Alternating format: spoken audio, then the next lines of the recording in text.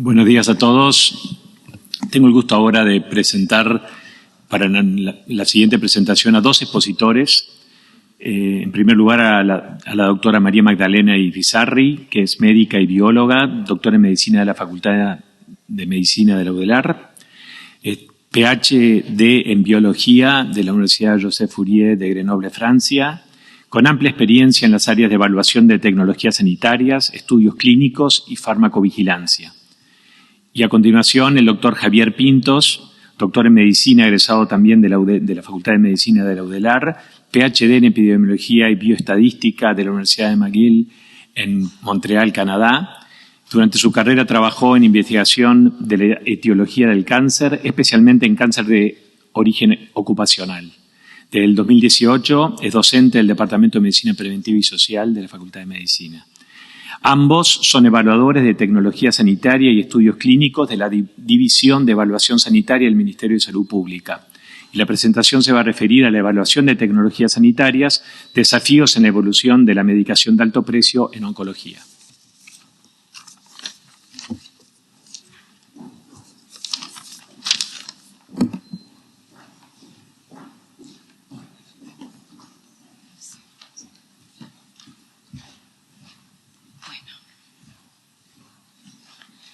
Bueno, buenos días a todos. Es un gusto para nosotros, con el doctor Javier Pintos, estar aquí en nombre de la División de Evaluación Sanitaria del Ministerio de Salud Pública, y nos pidieron en el día de hoy que habláramos de... ¿Se escucha? ¿Se escucha? Lo siento, soy un poco bajita. Suelo tener este tipo de problemas. Que habláramos sobre los desafíos de los medicamentos de alto precio, ¿verdad? Bueno,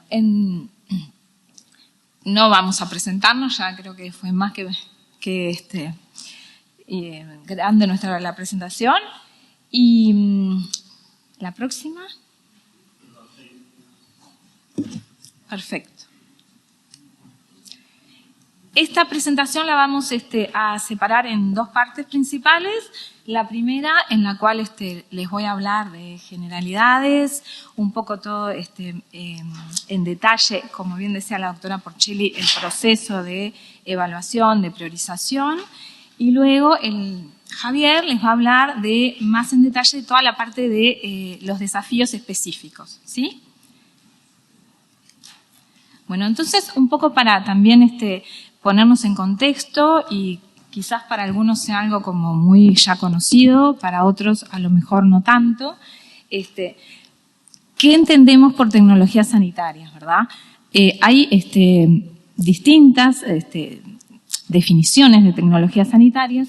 Para la presentación del día de hoy tomamos la de la Organización Mundial de la Salud, ¿tá?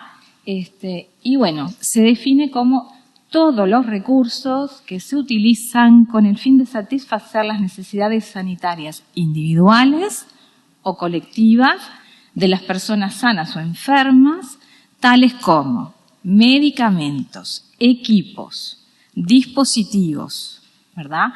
Procedimientos médicos, ahí no lo dice, pero también quirúrgicos, los modelos organizativos y los sistemas de apoyo empleados. O sea que tecnología sanitaria abarca un conjunto amplio de elementos que los que estamos en el ámbito de la salud conocemos, manejamos, estamos más o menos próximos. En el día de hoy, por supuesto, nos vamos a centrar en los medicamentos. Y bueno, ¿y qué es la evaluación de tecnologías sanitarias que tanto hablamos todo el tiempo? También hay distintas definiciones, conceptualmente todas llegan a lo mismo, y podemos considerar que, bueno, es una herramienta para revisar tecnologías y proporcionar evidencia de valor que estas tecnologías pueden brindar a los pacientes y sus familias, así como a las partes interesadas del sistema de salud y a la sociedad en general. Un poco en el sentido, como decía la doctora Porcelli en su presentación anterior, nosotros tenemos que hacer entrar a la cobertura aquellas cosas que aporten valor, no todo, con la gran oferta y demanda que hay, puede ser ingresado, ¿tá? Y además tenemos que siempre tener en cuenta la sustentabilidad del sistema. ¿Cuál es el objetivo o los objetivos principales de todo esto? Bueno, proporcionar evidencia de calidad, pero ¿evidencia de calidad para qué? Para algo bien concreto, que es para dar apoyo a la toma de decisiones a todos los decisores implicados, ¿tá? Con eso vamos a mejorar la incorporación de nuevas tecnologías que también sean costo efectivas, evitando de este modo la incorporación de tecnologías que tengan un dudoso valor para el sistema de salud, ¿tá? Entonces, uno diría, bueno, ¿pasa esto? Sí, digo, por distintas razones, lamentablemente, a veces pasa en que lo que se incorpora, ¿tá? Las tecnologías sanitarias que se terminan incorporando, no son las que tienen un mayor valor, ni son las que son más costo efectivas para el sistema de salud y, por lo tanto, para la población y todos nosotros. Entonces, en este contexto y, bueno, con estos conceptos revisados, ¿verdad? Tenemos que tomar en cuenta de que el desarrollo de la evaluación de tecnologías sanitarias ha sido algo que se ha venido incrementando y se ha vuelto realmente una herramienta muy importante actualmente, pero que es un proceso que viene desde por lo menos hace 15 años en el mundo y del cual Uruguay no está exento, ni la región ni Uruguay, ¿sí? Hoy por hoy podemos decir que es un elemento imprescindible de los sistemas de salud de numerosos países, ¿sí? De la región y obviamente del nuestro. Muchos países de nuestra región, en diferente medida, ¿tá? Utilizan la evaluación de tecnologías sanitarias para la toma de decisiones en relación a la asignación de recursos. Tenemos países donde este proceso está muy bien implementado, muy aceitado, muy normatizado, y otros en los que no está tanto, pero igual hay una evaluación de tecnologías sanitarias más o menos desarrollada. Realmente es como una realidad que se hace prácticamente impensable hoy por hoy, sobre todo en aquellos países donde hay un sistema nacional de salud y que apunta a la equidad y a la universalidad. Entonces, si bien este proceso de evaluación es una herramienta de gran utilidad para los decisores, hay que tener cuidado, porque como toda herramienta y proceso, si esto no se realiza de forma adecuada, puede ser riesgoso. ¿Por qué? Porque podemos incorporar a la cobertura tecnologías sanitarias de escaso beneficio, podemos asignar ineficientemente recursos, sabemos que tenemos un sistema que es sanitario con recursos que son finitos, ¿tá? Que tiene que ser sustentable, podemos atrasar en lugar de acelerar, producir el efecto contrario, atrasar el acceso de pacientes a tecnologías sanitarias útiles y lo que es como más básico es exponer a los pacientes a riesgos innecesarios.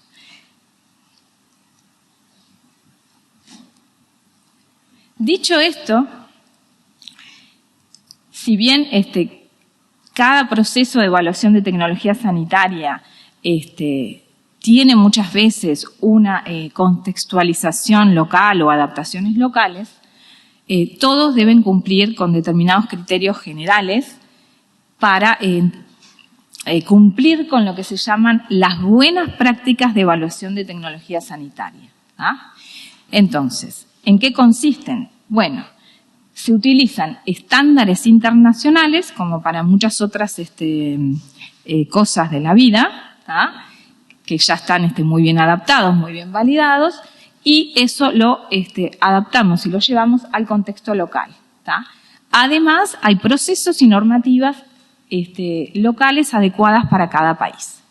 Entonces, con este contexto, digamos, normativo, estandarizado, es que tenemos que trabajar para hacer evaluaciones de tecnologías sanitarias adecuadas que aseguren o faciliten a los decisores la incorporación de tecnologías costo efectivas y valiosas.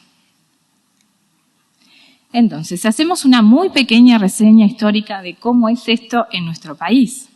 ¿Qué pasó en Uruguay? Bueno, en Uruguay, en 2017, concomitantemente con la reforma del sistema de salud, cuando se crea el Sistema Nacional Integrado de Salud, la División de Evaluación Sanitaria del Ministerio de Salud Pública comienza, y desde ese entonces, a desarrollar la evaluación de tecnologías sanitarias.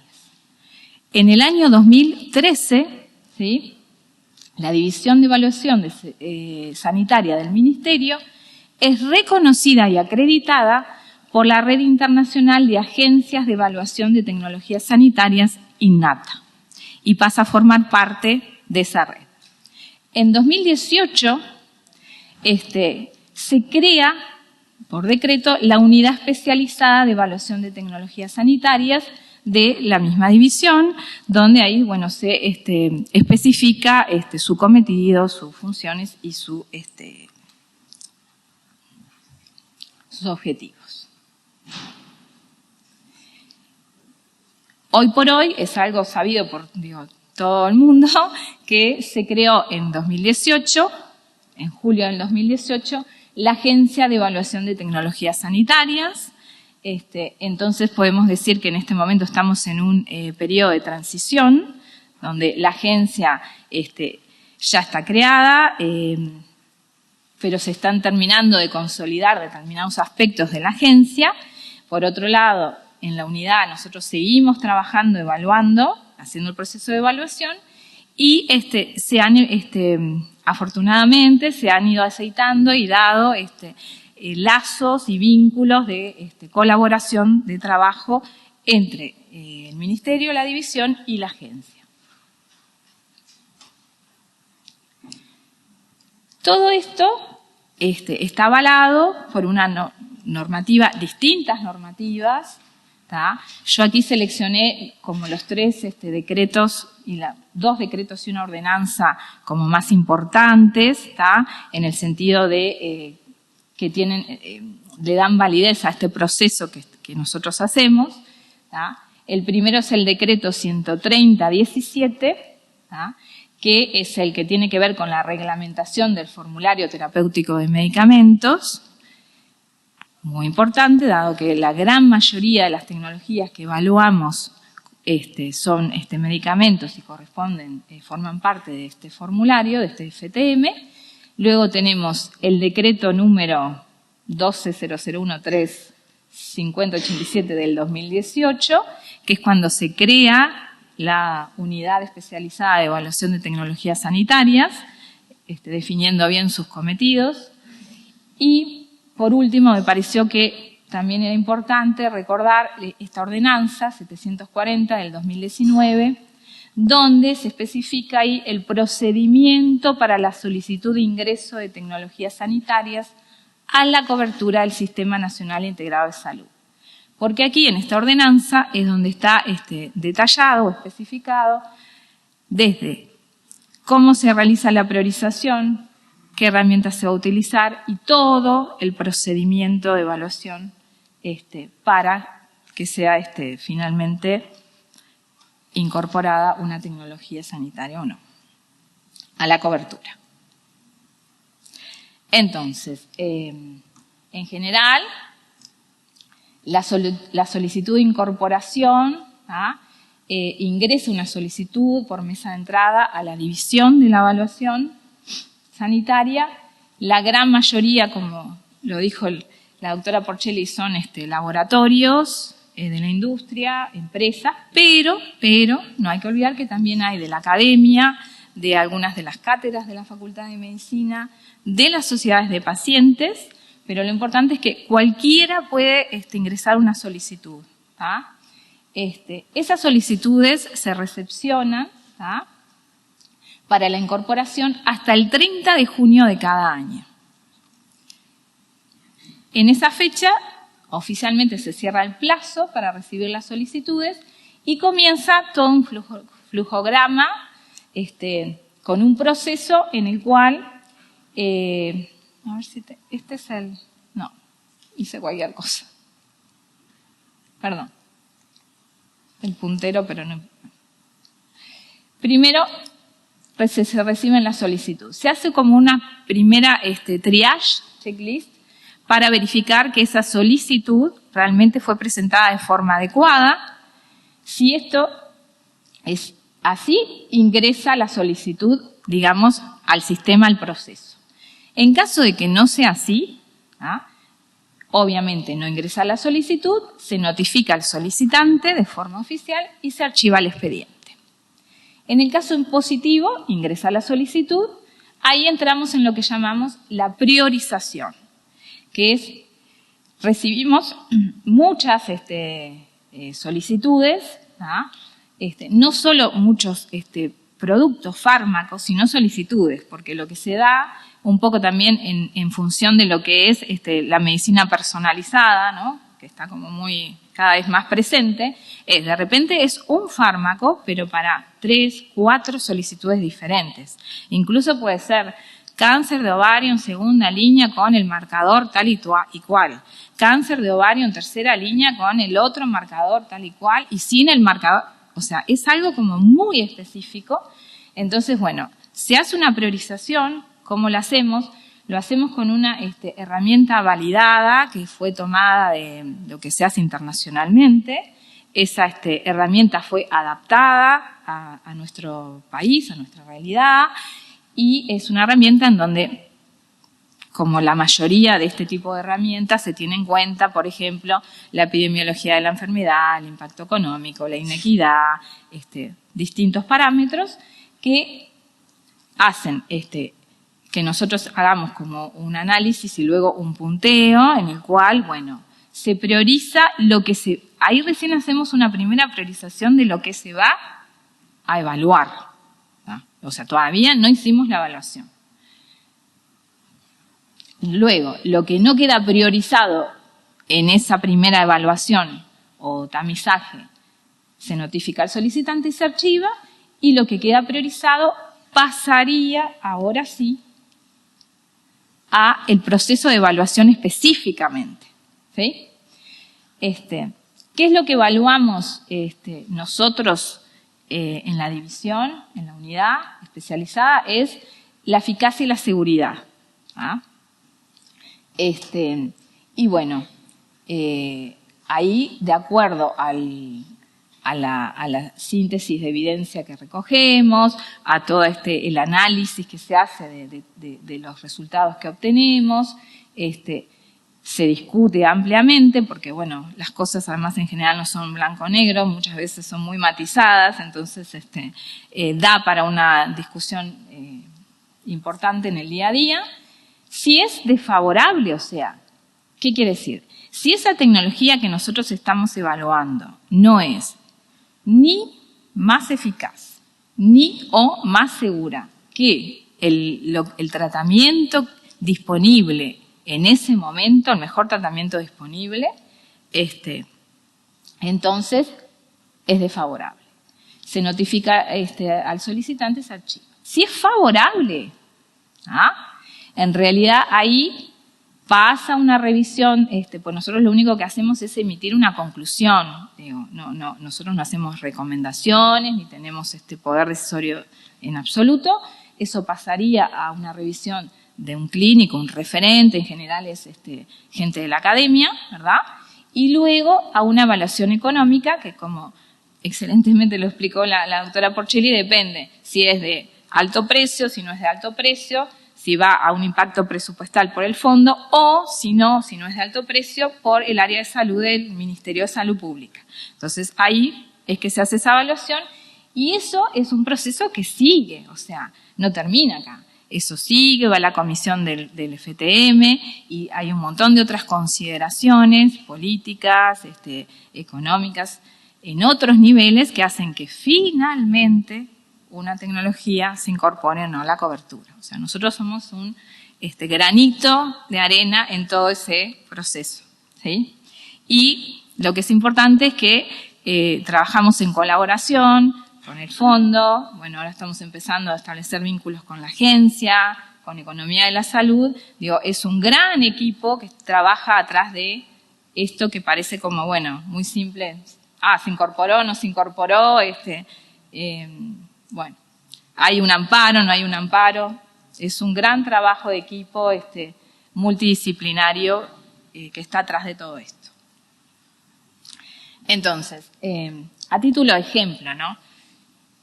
De los medicamentos de alto precio, que fueron las solicitudes que nosotros recibimos en este periodo, que fue un periodo particular además, porque bueno, la pandemia y todo lo que ya sabemos, tuvimos un total de evaluaciones solicitadas que fueron 89 solicitudes de evaluación.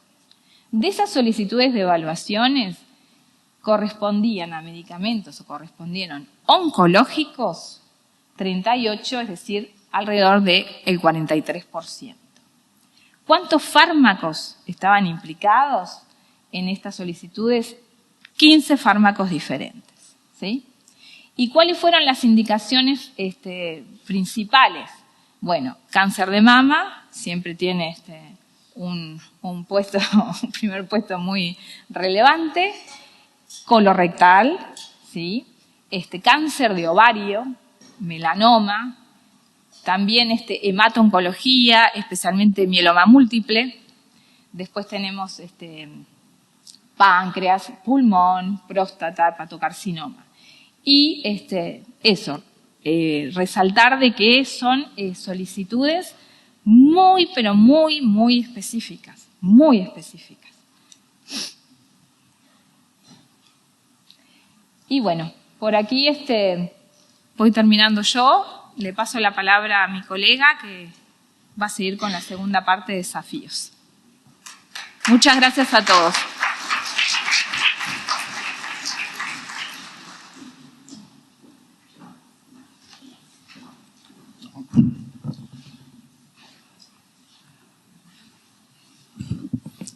Hola, buenos días. Como dijo Magdalena, en este momento estamos en transición. Ella y yo estamos trabajando en el Ministerio de Salud Pública, pero ya se ha creado por ley. El año pasado se creó la nueva Agencia de Evaluación de Tecnología en el 2021, creo que fue la LUC, la ley. Ya empezó a trabajar la nueva agencia, pero todavía no está en su total funcionamiento. Es un periodo de transición, estamos trabajando un poco. Entonces, los desafíos de los que voy a hablar,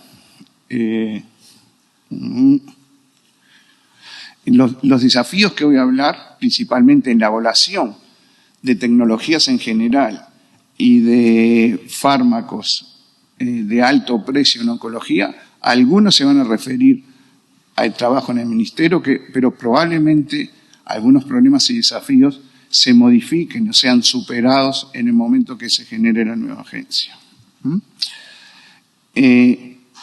Primero voy a empezar por desafíos de evaluación de tecnología en general. Y voy a presentar los principales datos generados por INNATA, que es una red de agencias de evaluación de tecnología con fondos públicos, que representa 30 países. En el 2020 se realizó una encuesta para identificar los principales desafíos en evaluación de tecnologías en general. El primer desafío, problema, challenge, la publicación es en inglés, challenge, que podría ser como reto, desafío, podría ser traducido, es la falta de recursos preparados para la evaluación de tecnología. Sobre todo existe una demanda creciente en todas partes del mundo de tecnología, existe una incorporación acelerada, generación de nuevas tecnologías aceleradas, una incorporación de nuevas tecnologías aceleradas en el área de salud, probablemente ustedes lo saben, en el área de oncología, y no hay suficientes recursos humanos preparados para evaluación de tecnología. Aparte de la necesidad de formación continua, porque nuevas tecnologías generan nuevos desafíos de estudios, nuevos métodos de análisis, y lo que hay para muchas agencias presentan la dificultad para competir con salario del sector privado. Y ese en el ministerio es un problema real. Creo que no será trasladado a la agencia de tecnología porque pasaría a ser una institución pública pero de derecho privado, entonces cambian las reglas, incluyendo los salarios. Un segundo gran capítulo de desafíos es el involucramiento de otras partes. Y esto lo vivimos en el ministerio, es la necesidad de diseñar mejores enfoques para involucrar a otras partes interesadas en la evaluación de tecnología, que serían sobre todo los pacientes y las organizaciones de pacientes, los médicos, los grupos y las asociaciones profesionales y otros representantes del sistema de salud, incluyendo prestadores, incluyendo la industria. Y no es porque no tengamos voluntad de hacerlo, no es porque no haya habido planes o intentos de hacerlo. En este momento, de vuelta, es la escasez de recursos humanos que tenemos en la unidad. Otros desafíos es que hay investigación en evaluación de tecnologías, surgen nuevos métodos y nuevos procesos de análisis, sobre todo lo que es metaanálisis en red, lo que es recopilación y análisis de datos del mundo real, lo que es técnicas de análisis económico. Y cuando hablo del mundo real es un poco lo que presentaron en el fondo, ¿no? Lo que hace el fondo, el área de evaluación del fondo, existe toda una nueva área de investigación. Porque mucha de la evidencia que usamos surge del mundo experimental, los ensayos clínicos controlados con determinado tipo de pacientes, en determinadas condiciones que no necesariamente se trasladan siempre al mundo real, al mundo en el que ustedes están en la clínica y donde puede haber diferencias puede haber pequeñas diferencias en eficacia y en seguridad dependiendo qué tipo de pacientes y cómo son seguidos. Y después, una de las áreas principales que vamos a discutir es las medidas de resultados más apropiados para la evaluación de fármacos oncológicos, la definición de un umbral de significancia clínica y o rentabilidad para el sistema de salud y comparaciones indirectas. Esto en unos minutos me voy a referir en más detalle porque creo que es de los desafíos que tenemos día a día en la evaluación de medicamentos oncológicos. Otra limitación, y que la vemos, es que para evaluaciones económicas se ha planteado que hay un acceso limitado a datos para realizar las evaluaciones económicas y probablemente el fondo debe saber cuando hace estudios de impacto cuáles serían, o estudios de costo-utilidad. No siempre hay buenos datos para realizar una evaluación económica, ya sea de costo-utilidad o de impacto presupuestario. Y lo que vivimos nosotros en la unidad de evaluación es que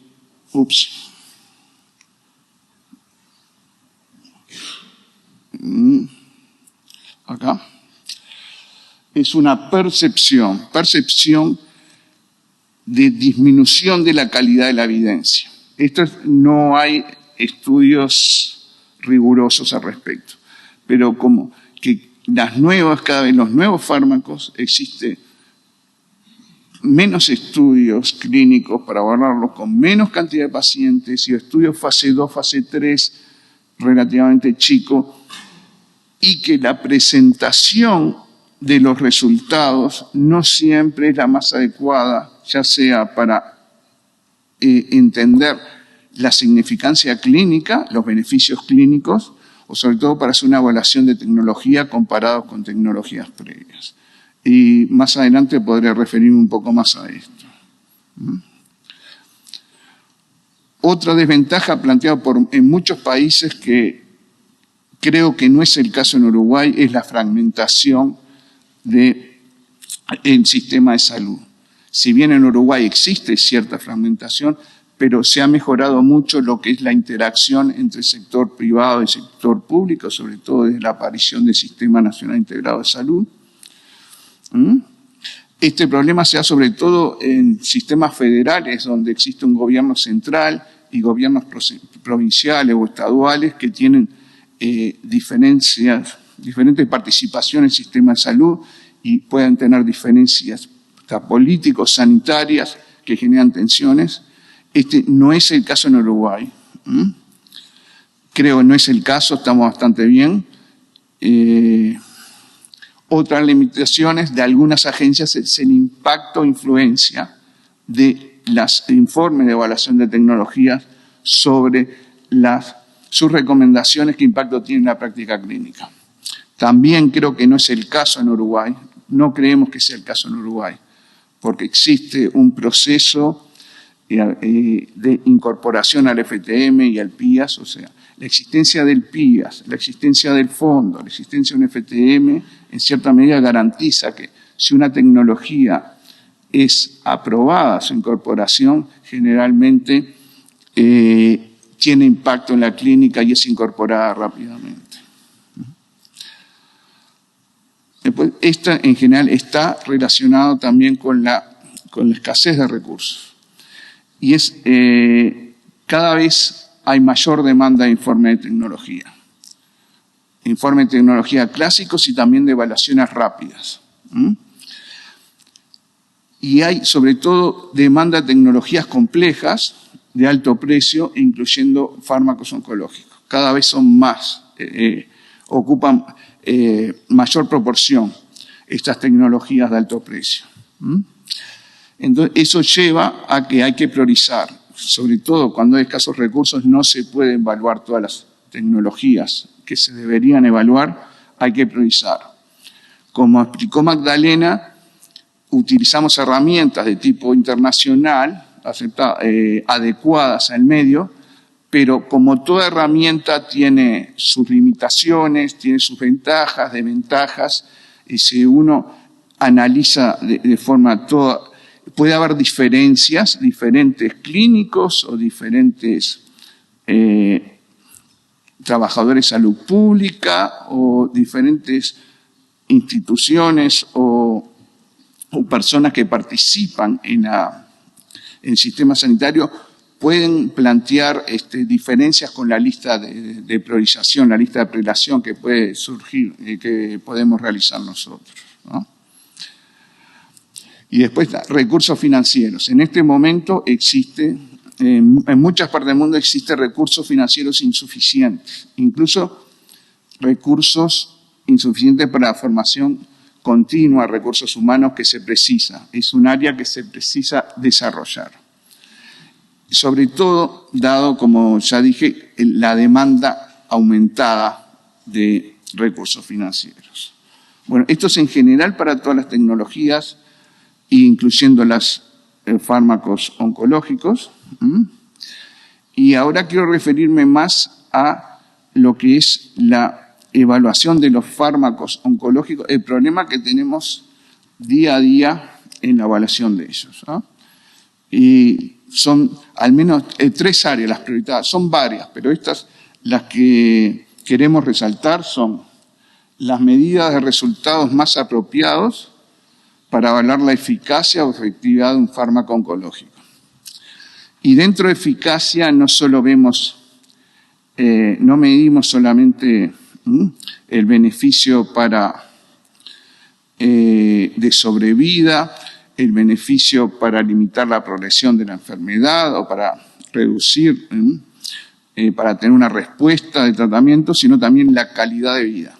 Cuando hablamos de eficacia y efectividad, uno de los subcapítulos de ellos es la calidad de vida.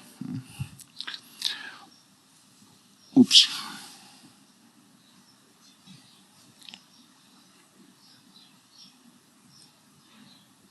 Disculpas. Un segundo capítulo es la definición de umbral de significancia clínica o económica. Y voy a entrar en más detalle. ¿Cuándo definimos que un medicamento, una nueva tecnología, es más eficaz que la tecnología ya existente? ¿Cuál es el umbral para decir que es más un sí o un no? Y después, un tercer desafío son la existencia de comparaciones indirectas. Cuando no tenemos comparaciones directas, existe una nueva tecnología A que viene a sustituir a la existente en Uruguay B y no tengo estudios que comparen de forma directa A con B. Entonces eso genera, probablemente ustedes lo viven en la clínica, los oncólogos clínicos lo viven cuando no hay ningún estudio directo comparando esas dos tecnologías. Bueno, medidas de resultados. Estas son probablemente las medidas más que ustedes cuando leen las publicaciones científicas sobre eficacia y seguridad de un fármaco nuevo, oncológico. Tenemos el hazard ratio, ya sea el hazard ratio de sobrevida libre de progresión o de sobrevida global. El hazard ratio podría ser definido como el hazard como es el riesgo instantáneo de que ocurra un evento. El ratio es el cociente de riesgo instantáneo en un grupo comparado con el riesgo de que ocurra ese evento en otro grupo. Es parecido al riesgo relativo, más o menos, el concepto. Otra de las medidas son lo que es la mediana de sobrevida, ya sea sobrevida libre de progresión, sobrevida global, y la diferencia de mediana de sobrevida, y otra es la tasa de respuesta global. Y acá planteo los desafíos que tenemos nosotros. El hazard ratio, en todo resumen, en toda publicación, tenemos un hazard ratio. Lo que pasa con el hazard ratio es una medida relativa, o sea, mide la frecuencia de ocurrencia de un evento en un grupo, pero en comparación con otro. No me da idea absoluta de cuál es el beneficio. Y acá, por ejemplo, esta puede ser un hazard ratio de 0,66 significativo, puede ser muy beneficioso. Tengo el grupo experimental con la nueva droga, tengo el grupo control, la mediana sobrevida es cuando el 50% de la población. Puede ser para el grupo control una mediana de 6 y poco unidades de tiempo, la mediana de sobrevida. Para el grupo investigación puede ser de 10,5 unidades de tiempo. Entonces, el mismo hazard ratio, sea que se mida en semanas, en meses o en años, el mismo hazard ratio de 0,66, la diferencia de sobrevida entre un grupo y otro va a ser muy diferente. Si lo mido en semanas, la diferencia es 4,2 semanas, pero este mismo hazard ratio, si fueran meses, serían 4,2 meses. Las diferencias son, entonces, el hazard ratio, al ser una medida relativa, no me da idea del beneficio en sobrevida global. Por eso tendemos a usar las medidas absolutas. Las medidas absolutas en general para intervenciones médicas, y no voy a profundizar en eso porque estamos cortos de tiempo, calculo, es el número necesario a tratar. Pero para ese número necesario a tratar se usa para intervenciones que generalmente evitan un evento, evitan un desenlace. Pero en medicación de alto precio oncológico, ustedes saben, más que evitar un desenlace, lo que se hace es retrasarlo. No, los tratamientos, la mayoría no son curativos, sino que quiero prolongar el tiempo de vida y quiero mejorar la calidad de vida de ese tiempo de vida. Entonces, las medidas absolutas para este tipo de drogas, más que el número necesario a tratar, es la diferencia de sobrevida global. Y eso es lo que tratamos de aspirar, diferencia de sobrevida global. Y una vez que tengo diferencia de sobrevida global, puedo estimar cuál va a ser el beneficio para el paciente y puedo también ajustar por calidad de vida. Midiendo la calidad de vida, la frecuencia de eventos adversos, puedo ajustar. Entonces voy a ver cuál es la sobrevida, el tiempo de sobrevida incremental con la nueva tecnología comparado con la vieja tecnología y también cuánto me cuesta ese tiempo de vida incremental que aporta la nueva tecnología. Y ahí tengo otro problema, que es el umbral de significancia. Ustedes saben, tengo un estudio, esta nueva droga prolonga la sobrevida en mis pacientes comparado con la droga existente, pero ¿cuánto es una prolongación de sobrevida que tiene significancia clínica? 6 meses, 12 meses, sí lo es. Pero 1 mes, 15 días, ahí tengo que evaluar calidad de vida, efectos adversos y otros elementos. Entonces, yo no digo que debe existir un umbral, que se debe definir, pero es algo a definir. Y es algo que ustedes probablemente deben discutir. Y eso es a nivel individual. Soy un paciente, mi médico me ofrece una nueva tecnología que prolonga mi sobrevida en 1 mes y la calidad de vida es comparable a la vieja tecnología, efectos adversos también, yo ese mes lo quiero. Yo lo quiero ese mes. Como paciente lo quiero. Como médico yo quiero otorgarle ese mes suplementario de vida a mi paciente. Pero a nivel del sistema sanitario es algo que a nivel colectivo se debe discutir de diferente manera. Y tenemos que ver ya lo que es los costos de oportunidad. Tenemos que ver lo que es estudio de costo. ¿Cuánto cuesta esa prolongación de sobrevida? ¿Cuál es el impacto presupuestario? Y ahí también se definen a nivel internacional, hay muchas agencias que definen un nivel de significancia económica. O sea, por ejemplo, hay en NICE, que es la agencia de evaluación del Reino Unido, define que toda nueva tecnología debe prolongar 1 año de vida ajustado por calidad de vida y el costo no debe ser superior a 35.000 libras por año. 35.000 libras para prolongar ese año de vida. La agencia canadiense establece $50.000 canadienses, que son más o menos $35.000 de Estados Unidos en este momento. O sea, existen diferentes agencias que fijan cuánto, y ahí parten. A partir de ese fijo se ponen a negociar con los laboratorios. Me sale 40 esto, le digo al laboratorio. No, yo más de 30 no estoy dispuesto a pagar y empiezan a negociar eso. Y una tercera desafío que queremos presentar hoy es cuando no tenemos comparaciones indirectas. Por ejemplo, tenemos la droga A y la droga B, tengo que comparar la tecnología A con la tecnología B y no tengo ningún estudio que los compare directamente. Entonces, lo mejor que puedo hacer es tratar de buscar comparaciones indirectas, que es, busco si la tecnología B comparada con el placebo, hay un estudio y otro estudio, la tecnología A con el placebo, trato de hacer lo que se llama comparación indirecta. El problema de estas comparaciones es que, primero, aumenta el error muestral, aumenta la imprecisión de las estimaciones, por lo tanto aumenta los intervalos de confianza, entonces tengo mayor incertidumbre.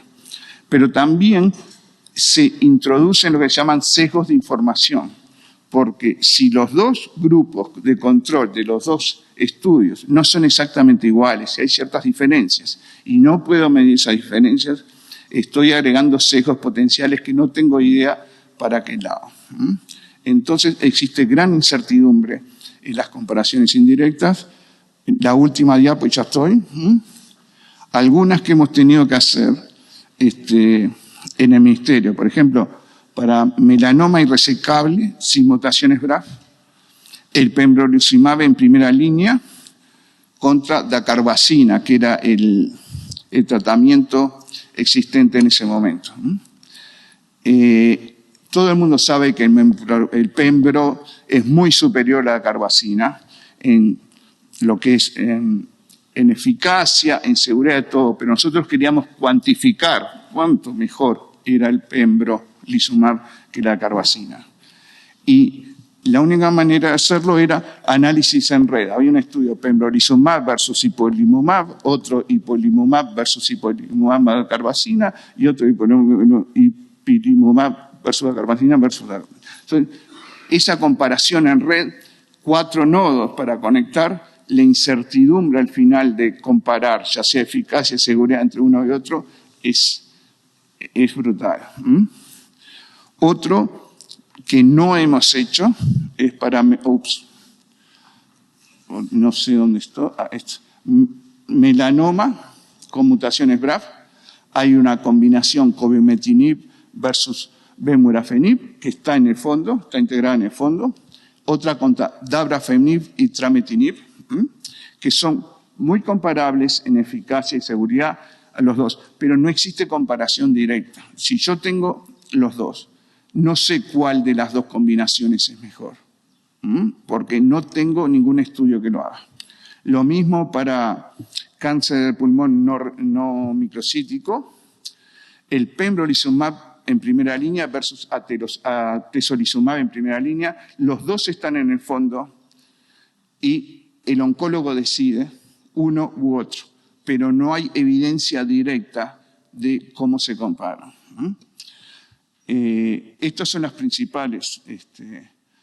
Bueno, ahora las perspectivas. Se generó la agencia, todavía no empezó a generar informes, se está trabajando en todos los procedimientos, en formación de recursos humanos, en toda la organización, pero a muy corto plazo, probablemente este año, si no a principios del año que viene, ya lo que es el trabajo que hace el Ministerio va a trasladarse. Pero seguramente van a seguir estos desafíos técnicos científicos que le llamamos, que son cuál es la medida de resultados más apropiados, designar un umbral, y probablemente ustedes tienen, los clínicos tienen desafíos y discusiones comparables a eso. Bueno, muchas gracias. Discúlpame.